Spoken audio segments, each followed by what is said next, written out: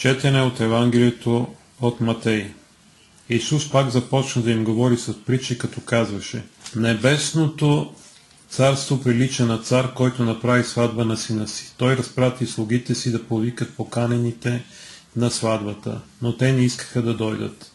Пак изпрати и други слуги, като им каза: кажете на поканените: ето, приготвих обяда си, телетата ми и огоените животни са заклани, всичко е готово, елате на сватбата.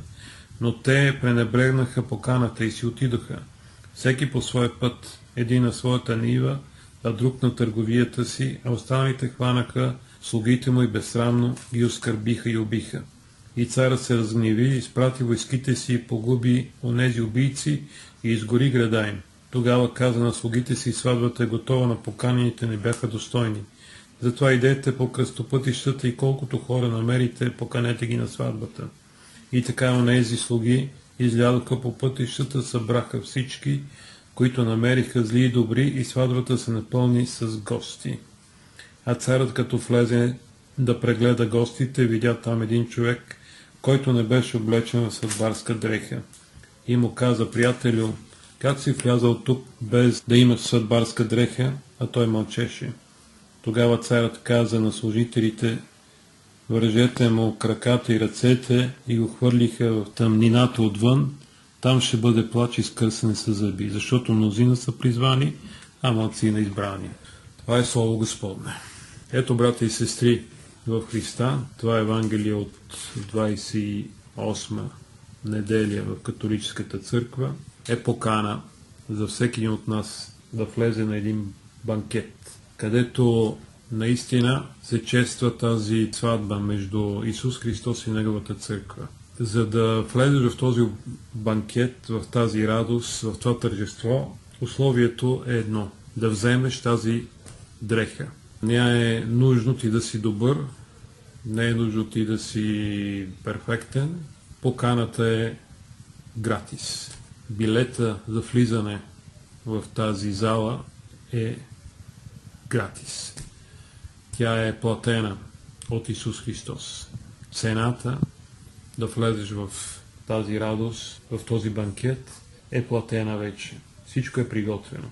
Както казах, единственото условие е да вземеш сватбарската дреха, която на времето се е давала именно при влизането в банкета. Така че не трябва да мислиме, че за да сме част от църквата трябва да изпълняваме някакви условия предварително. Единственото условие е да приемеме поканата и да съумееме да се радваме с другите хора, които, както пише Евангелието, не всички са добри. Има и лоши, но тези лоши също са поканени, като мен и тебе. Може би ние сме по-лоши и от другите. И рано или късно човек, който ходи на църква и познава братите и сестрите, открива и дефекти в другите. Започва да вижда техните кусури и би трябвало да вижда и своите такива. Но това не е причина да бъдем изхвърлени от този банкет. Човек, който разбира и усеща и вярва, че Бог наистина го обича такъв какъвто е, че Исус Христос е пролял кръвта си за него и му прощава греховете и го обича такъв какъвто е, като грешник, той наистина за първи път в живота си успява да усети, че Бог го обича само заради това, което е. За това, че той е, а не защото трябва да направи нещо. И именно оттам произлиза и радостта на поканените. Въпросът е защо хората не влизат в този банкет.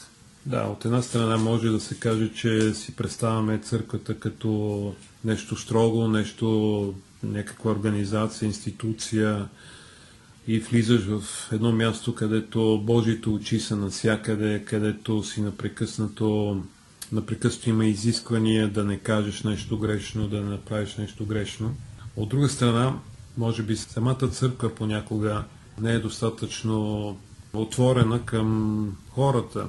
В смисъл, не допуска някаква степен хората постепенно да извърват тези етапи от обръщането, които са, особено за днешния човек, е много по-трудно да постепенно да преодолее всички тези страсти и привързаности, които той има. Но най-важното в това Евангелие е, че за да вземеш тази дреха, която ти се дава преди да влезеш в този банкет, такава е била практиката, ти трябва да оставиш другата дреха, дрехата на греха, дрехата на начина на мислене, дрехата на този непрекъснато начин да се оплакваме, непрекъснато да сме тъжни, непрекъснато обвиняваме, непрекъснато да сме в позиция да се защитаваме, непрекъснато да има някой враг, който срещу когото да говориме, и това не прави непрекъснато недоволни срещу всичко и срещу Бога. Не само срещу правителство, не само срещу конкретни личности. Така че за да влезем в банкета, трябва да оставим тези дрехи. И единственото нещо, което ни трябва в този живот е да усетим любовта на Бога, конкретно проявена в една християнска общност с брата и сестри, такива каквито са, добри и лоши. Защото, както тебе, така и те са поканени. И никой от нас не е достатъчно добър за любовта на Бога. Така че никой не може да не отдели от любовта на Бога. И винаги си повтарям аз този псалм, който казва: голям е моя грях, Господи, но още по-голяма е Твоята любов. Така че колкото и да си грешен, любовта на Бога е над твоите грехове.